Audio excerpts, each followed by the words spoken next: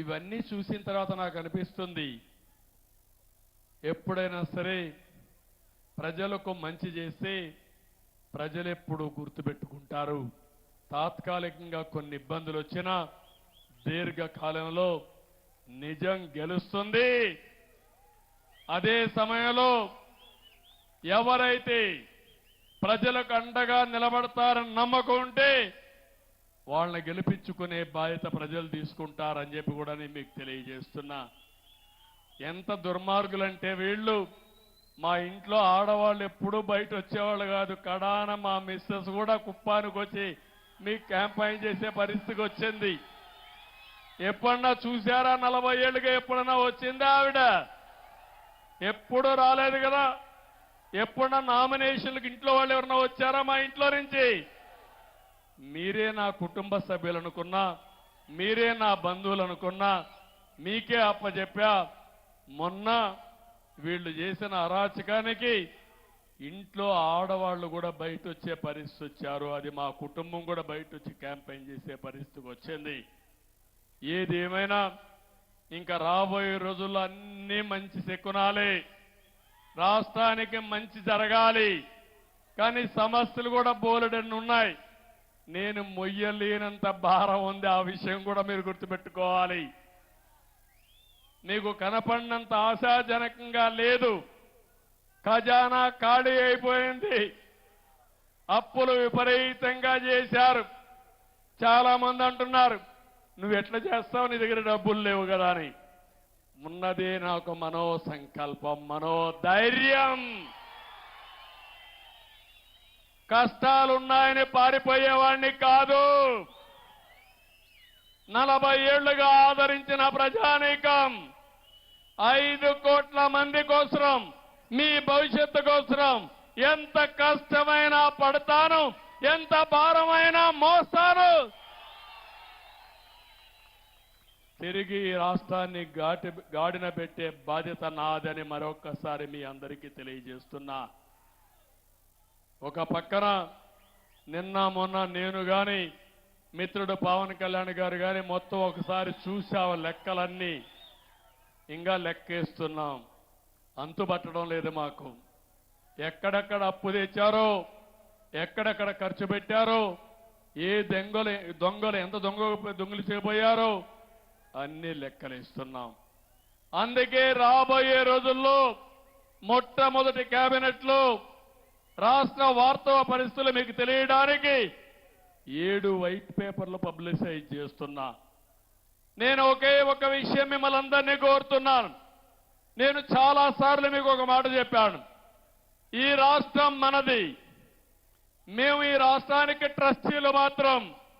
కొంతమంది దొంగలు, స్వార్థపరులు ఈ రాష్ట్రాన్ని మొత్తం దోచేసే ప్రయత్నం చేశారు, మీకు నష్టం చేసే పరిస్థితికి వచ్చారు. అయితే మీలో చైతన్యం వచ్చి రాష్ట్రాన్ని కాపాడుకోవాలని నిలబడి, మొన్న ఎన్నికల్లో ఊహించిన విధంగా చాలా మంది ఎన్నికల ముందు భయపడ్డారు. కానీ పోలింగ్ స్టేషన్కి వచ్చిన తర్వాత ఒక సైలెంట్ రెవల్యూషన్ వచ్చింది, పెద్ద ఉద్యమం వచ్చింది.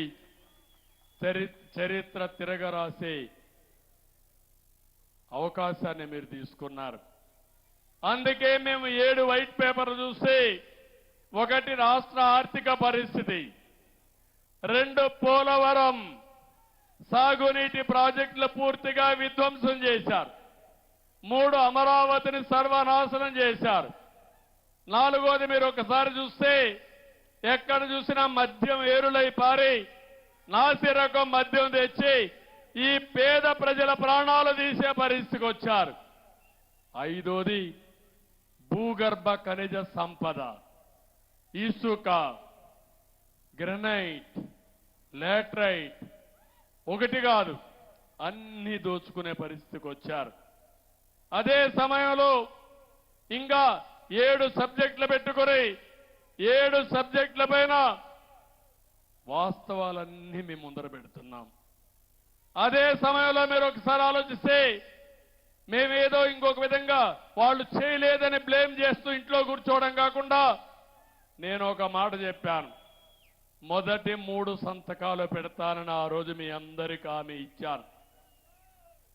తర్వాత మీరు చూస్తే మొదటి సంతకం మా తమ్ముళ్ళ ఉద్యోగాల కోసం మెగా డిఎస్సి దగ్గర దగ్గర 16,346 ఉద్యోగాలకు మొదటి సంతకం పెట్టాను. మొదటి కేబినెట్ మీటింగ్ లోనే విధి విధానాలకు శ్రీకారం చుట్టాం.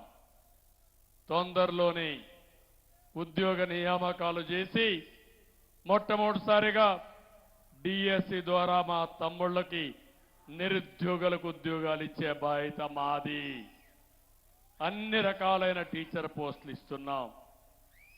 అదైన తర్వాత పేదవాళ్ళ కోసం పింఛను పెంచడం, పేదవాళ్లకు పింఛన్లు ఇచ్చే విధానానికి శ్రీకారం చుట్టింది నందమూరి తారక రామారావు గారు. మొట్టమొదటిసారిగా 35 రూపాయలు ఆయన పింఛను ప్రారంభించారు. దాన్ని 75 రూపాయలు చేశాను. 2014 నేను ముఖ్యమంత్రి అయినప్పుడు 200 రూపాయలు 1000 రూపాయలు చేశాను. 1000 రూపాయలు 2000 రూపాయలు చేశాను. అంటే 200ని 10 రెట్లు పెంచి 2000 రూపాయలు చేశాం ఈ పేదవాళ్ళ కోసం. ఇప్పుడు మళ్ళీ 3000 ఉంటే 4000 రూపాయలు చేశాను. ఏప్రిల్ నుంచి ఇస్తానన్నాను. అందుకే 65,30,000 మందికి